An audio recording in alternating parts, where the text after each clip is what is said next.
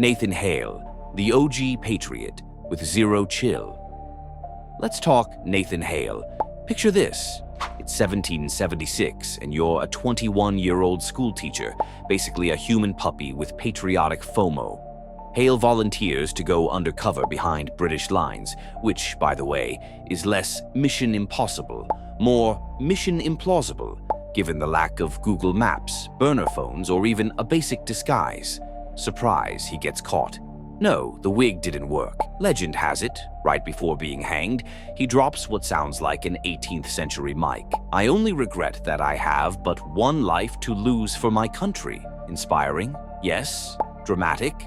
Also yes. Did he get memed by founding fathers?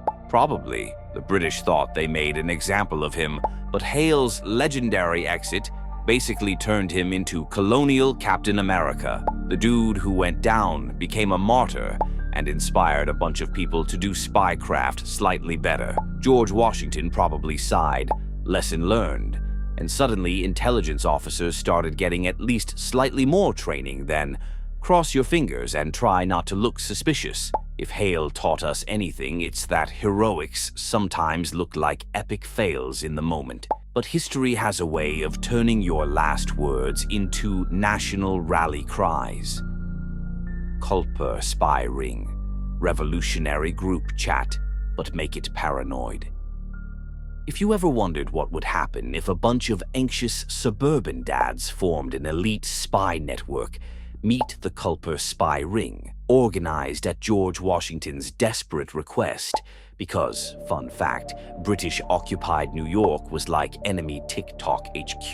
The ring was basically a crew of civilians and ex-military types who turned everyday chores, like delivering groceries, into covert intelligence drops. Their skills, next level, invisible ink, codes in laundry lines. Woodrow Wilson would be jealous.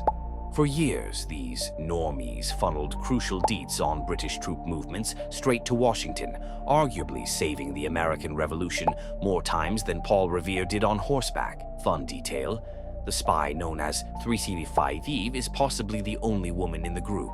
Her identity still a history nerd's fever dream.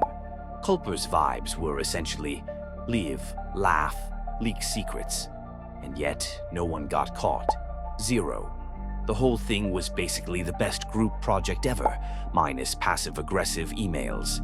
If you think you'd blow your cover texting, "Are you up?" at 2 a.m., these people hid in plain sight for literal years. Real American heroes, but make it backyard barbecue edition. Mata Hari, the ultimate main character energy. Meet Mata Hari, the WWI influencer before Instagram. Real name, Margareta Geertruida Zell. She reinvented herself as an exotic dancer/spy, basically cosplaying as a mysterious femme fatale, while hotels in Paris and Berlin gossiped endlessly. Her actual espionage? Debated. Some say she was more aesthetic than effective, but the French were panicking about German spies, so she was accused of passing secrets, like, allegedly, pillow talk level secrets, to the Germans. The trial was a circus. Evidence? Vibes. Gentlemen do not read each other's mail, said Henry Stimson. But apparently, women's mail? Fair game. Mata Hari was executed in 1917, becoming a global icon of wartime betrayal. Did she alter WWI? Maybe not.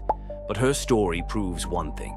History will stand a dramatic exit, especially one involving tragic routines and murdered by the French government on your LinkedIn. Whether she was a real asset or just the world's best scammer with killer stage presence, Mata Hari's legacy is a reminder. In espionage, half the game is selling a story. Bonus points if it comes with a good costume. Richard Sorge, the spy with a death wish and journalism degree. Richard Sorge described himself as a drunk, a womanizer, and a communist. So, basically, every guy who thinks he's mysterious on Tinder, but with actual world-changing skills. During WWOund, Sorge posed as a German journalist in Tokyo while secretly feeding scoop after scoop to Moscow. This guy didn't just tip off Stalin about Operation Barbarossa.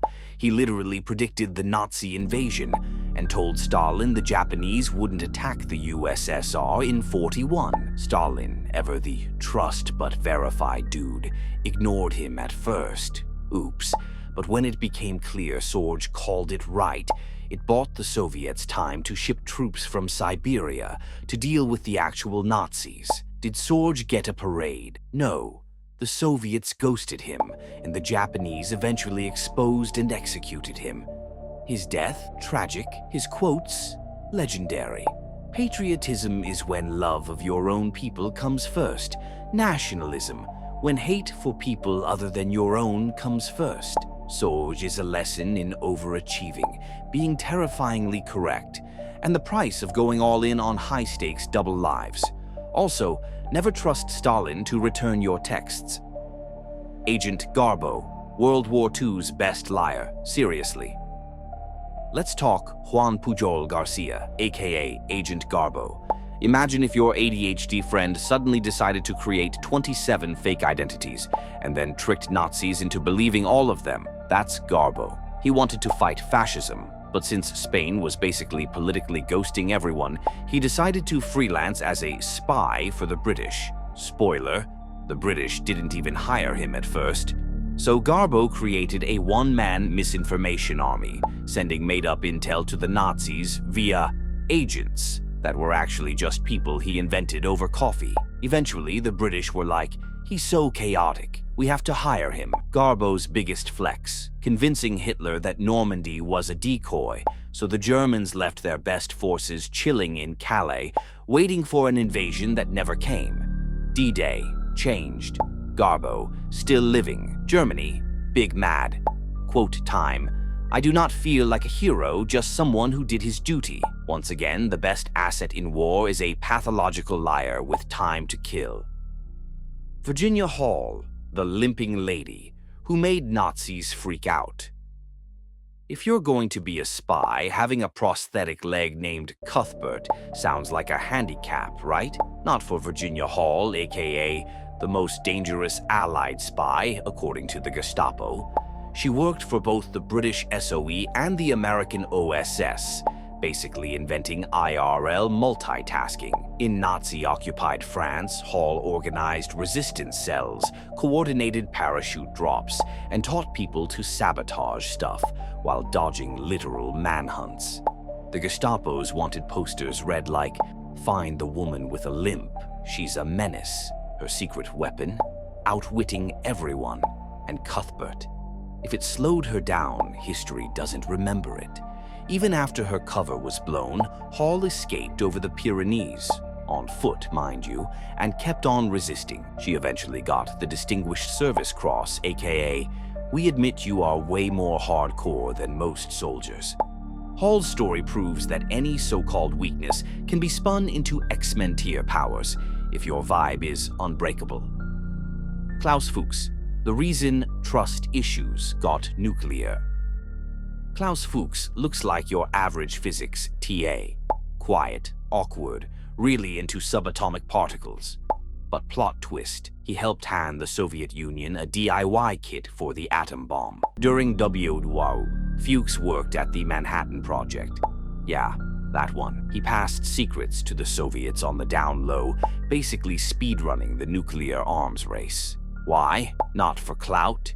He felt the Allies should share, fearing a US monopoly was the ultimate boss level. The result? The USSR detonates its first nuke years ahead of schedule. Chucks thanks Klaus. Fuchs eventually got burned and did a stint in British prison. His story's the ultimate reminder that nerdy dudes with access to secrets and a shaky moral compass can rewrite world history faster than any Bond villain. And every physics class since lives with that gentle anxiety. Is your lab partner taking notes or notes? Aldrich Ames, the spy who bet it all on cash and chaos. Aldrich Ames, proof that if you're disgruntled, underpaid, and have a weak spot for luxury, don't join the CIA. Or do, but just don't sell out entire networks of spies for suit cash. During the late Cold War, Ames, ostensibly chasing the American dream, secretly began selling classified info to the Soviets. His codename? Collapse, basically what he did to US intelligence. For nearly a decade, he funneled names, operations, and blueprints to Moscow, netting millions. The expense reports alone would make an accountant cry. The cost? Dozens of agents exposed, some executed. Ames's behavior was so blatantly sketchy that when caught, it became CIA's mandatory HR PowerPoint for decades. His story? People can do catastrophic damage for petty reasons: ego, money, or feeling seen by someone who isn't Karen from HR. If trust is the currency of espionage, Ames proved that sometimes the exchange rate is heartbreakingly high. Found this video interesting? Leave us a like and subscribe for more videos like this one. Let us know what we should cover next in the comments below.